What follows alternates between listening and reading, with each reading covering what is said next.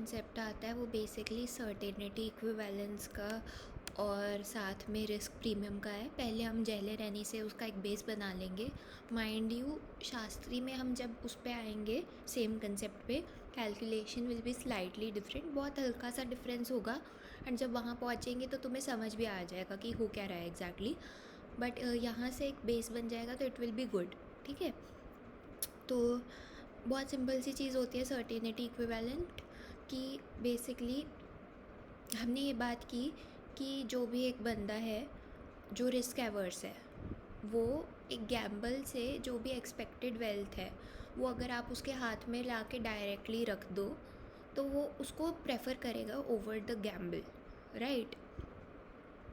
अब अगर आप बेसिकली ये पता करना चाहते हो कि सर्टेनिटी इक्विवेलेंट जो है ना वो एक क्वेश्चन का आंसर है, वो क्वेश्चन क्या है ये पता करते हैं।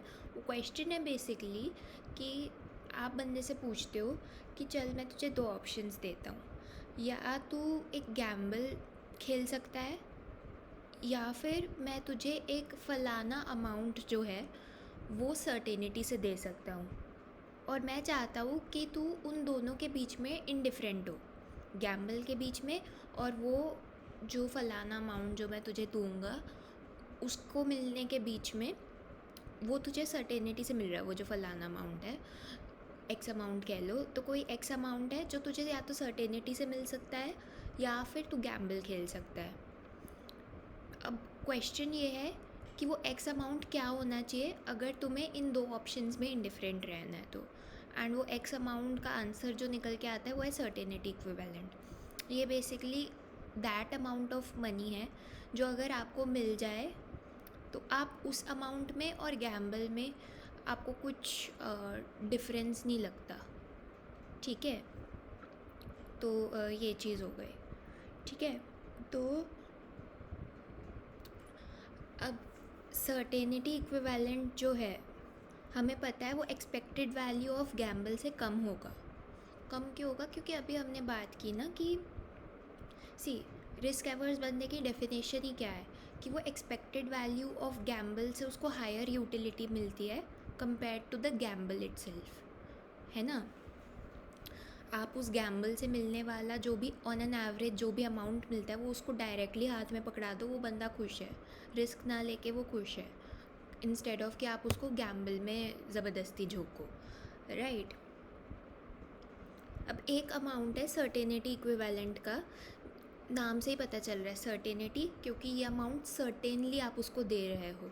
इक्विवेलेंट क्योंकि ये एक ऐसा अमाउंट है जिस अमाउंट पे वो बेसिकली पैसे सर्टेनिटी से मिल रहे हैं या फिर गैम्बल जो है,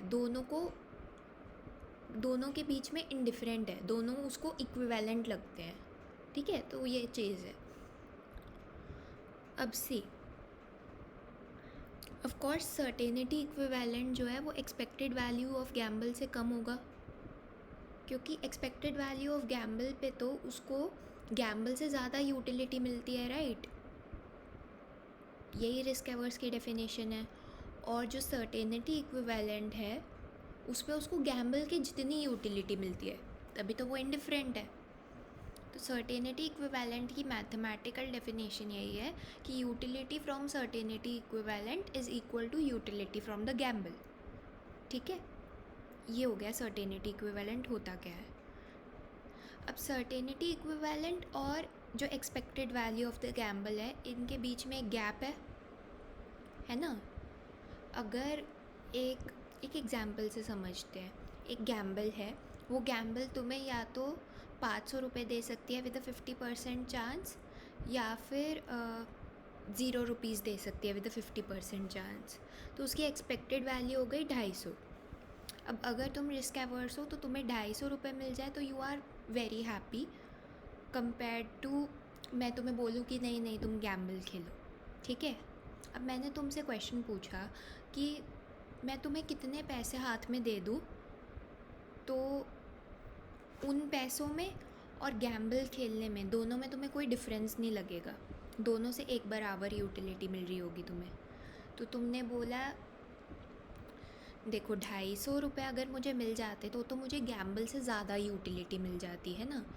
तो मतलब कि 250 से कुछ कम, लेट्स से 100 रुपये जो है, अगर आप मुझे दे दोगे तो 100 रुपये में आई विल बी फाइन। 100 रुपये से जो यूटिलिटी मिलती है, दैट यूटिलिटी एंड गैम्बल वाली utility is the same for me, ठीक है। तो वो चीज़ है। तो 250 जो कि एक्सपेक्टेड वैल्यू है इस गैम्बल की, और 100 जो कि उसने मांगा कि अगर 100 रुपये देते तो गैम्बल खेलना या फिर 100 रुपये मिलना डायरेक्टली, दोनों मेरे लिए एक बराबर है, ठीक है। इनके बीच का जो गैप है 150, दैट इज़ रिस्क प्रीमियम। उसको रिस्क प्रीमियम हम क्यों बोल रहे हैं, क्योंकि रिस्क प्रीमियम उसको बोलने का बेसिकली ये मतलब है कि that is the premium that you पे टू अवॉइड रिस्क, राइट। मतलब अगर आप गैम्बल खेलते तो गैम्बल से एक्सपेक्टेड वैल्यू गैम्बल की थी 250 रुपीज़, विच मीन्स कि आप 250 कमाने का आपके पास मौका था, राइट। बट आपने कहा कि मैं गैम्बल खेलूँ या मुझे आप सीधा सीधा 100 रुपये हाथ में पकड़ा दो, आई एम फाइन विद ईदर। तो आपने 100 रुपये को एक्सेप्ट कर लिया।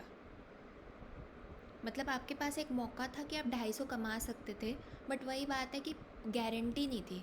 हो सकता है 250 कमा लेते, कितना भी कमा सकते थे। 250 एक एवरेज फिगर है जो आप गैम्बल से कमा सकते थे।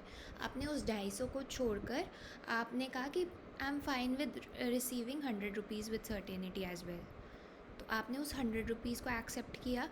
150 रुपये का आपने एक तरीके से बलिदान दे दिया।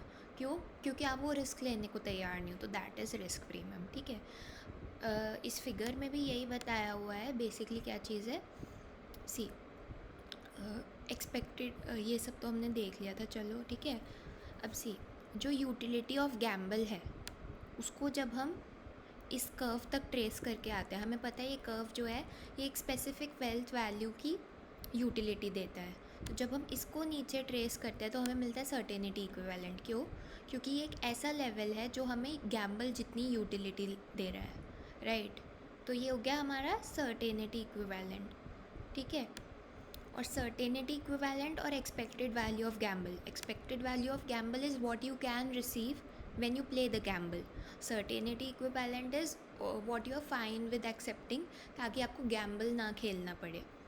दोनों के बीच का डिफरेंस ये जो P है that is the risk premium, ये दिखाया हुआ है यहाँ पे, ठीक है।